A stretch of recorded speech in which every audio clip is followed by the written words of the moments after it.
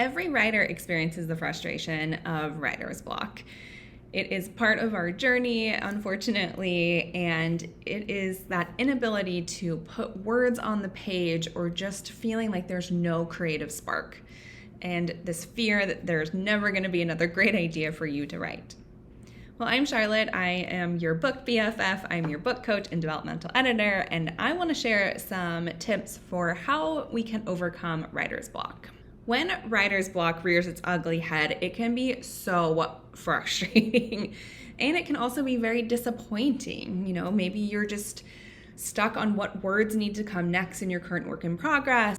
Know that no writers are immune to writer's block. It is part of the process, but we can overcome it and work with it to get onto the other side. So writer's block is a very layered and complex feeling and experience that we can have. And so I'd like to share 3 coaching techniques that have worked for me as a writer and also with my author clients. And so the first one is, how can you change your environment? So this is thinking about how can you explore ways of getting away from your computer or your notepad, wherever you normally write, and literally change your environment. So this could be as simple as going for a walk. It could be going to a cafe and not writing. It could be just going for an adventure. Maybe you go for a hike, or you go somewhere in your city or your area that you've never been to before. When we can kind of break up that rhythm of our habits and our routines, it can help to expand our perspective. This is often why if we do go on really big trips or we travel, we come back with a different perspective and often a little bit lighter than we were when we left. So how can you change your environment? Personally, I find a lot of solace in just stepping away from my computer, as hard as that can be sometimes to write, but to literally go outside and just absorb life. Like, what is the weather like? How does the sun feel on my skin? Petting dogs, whatever it is, just getting out of my environment, going for a walk. And this really just allows your brain to not be so latched into the thing that you're focused on. And it can be amazing what can happen when you open up in that space and just allow your brain to not be hyper fixated on trying to find a solution to what's in front of you. And it can be in those moments that you ultimately find the solution to the plot hole that you're struggling with, or that next idea for your dialogue comes into play, or maybe you see something that happens in life that you're like, that would be kind of funny if that happened in a book. There's so much of what we write is so relatable to our own lives, because so much of it is an exchange back and forth of displaying and illustrating what happens to us as humans, and then also we see that mirrored back in our day-to-day lives as well. So I love how those two play off of each other. So again, getting out of your natural environment of where you're writing can be super helpful, just to give your brain a little bit of a rest and become a little bit more of an observer of life. And so speaking of being an observer, that would be my second tip. So not only is it good to get out of your environment, and maybe you're not observing at all, you're just literally going for a walk, but the second tip is to become that observer of life. So much, again, of what we write is mirrored in life, and what connects us to our protagonists in all the stories are the human experience. So what can be really fun is just to take a notebook with you or use a notes app on your phone and just write down things that you see. What do you observe? Like, maybe there's a dog that wraps up someone's ankles in their leash. Maybe there's snippets of conversation that you hear that are such a unique interaction and quick and witty, and it just inspires you to think about how you can write more natural dialogue.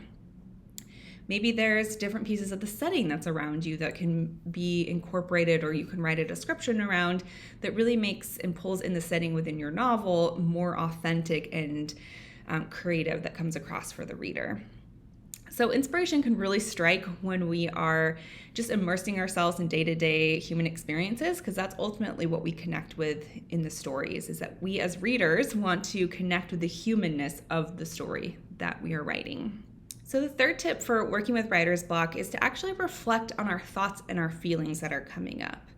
Oftentimes when writer block is coming up, we can be very critical on ourselves, either before we get the block or as the block is coming up.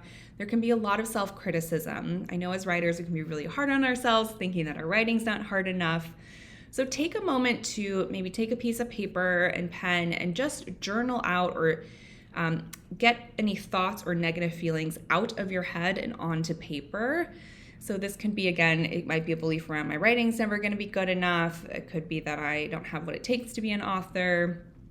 Whatever might be kind of stewing in the background, can you bring your awareness to it and actually put it on paper so that it's now external of you and not kind of something that you're ruminating in your brain? And so once you have that on paper, it can be really helpful just to look at that as neutrally as you possibly can, because I know that these are beliefs and feelings that maybe we felt for a long time. But how might you be able to just look at it on a piece of paper and just be like, that's not necessarily true for me. It's not true for me all of the time. Maybe sometimes it is, but not all of the time. And those aren't necessarily feelings and thoughts that are going to define you. So can you look at those thoughts and feelings on the piece of paper you wrote and just say thank you? Thank you. Allow them to be there, allow them to exist, but they don't need to define anything about yourself or your writing. So this could be something that's really nice to try to just then set it aside and go about your day. So again, we're not trying to feed in, we're not trying to fix anything, we're not trying to change anything. It's just a matter of, hey, a lot of this is coming up right now. We're going to put it here, set it aside, and then go back to our day. And writer's block can stem from a lot of like self-doubt and that fear of failure, or perfectionism, and even burnout. And being able to just kind of recognize any underlying factors contributing to our writer's block can be very critical in developing strategies to overcome it. And so journaling these feelings, exploring their origins can be very therapeutic to kind of untangle ourselves and our writing from maybe any of those feelings and thoughts and beliefs that are coming up. So embrace the ebb and flow of the creative process. We're not always going to be able to sit down and write, 1,000 words a day that are beautifully put together. I wish we could, but that is not part of our own growth and our own process in the journey of writing a book. And so just embrace the ebbs and flows of creativity. They are part of the writing process. It happens to every single author. You are not alone. And just keep this, video, maybe bookmark it, save it wherever you can easily access it for the days that just feel a little bit harder, or maybe writer's block is getting in the way. And just think about how you might be able to incorporate some of these techniques by changing your environment and reflecting on your thoughts and beliefs and just becoming an observer of life. And really think about how you might be able to tap into any of these 3 different ways to remove some of those barriers and let the creativity flow again. And I want to remind you just to trust your own process and to trust yourself exactly where you are. You are exactly where you need to be on this journey, and I fully believe in you, and you've got this. And I would love to know in the comments if there's anything that has worked for you outside of what I've shared here that has helped you overcome writer's block. I'd love for us to discuss that as a community. And be sure to subscribe to the channel and like this video. Thank you for tuning in, and I'll see you again soon.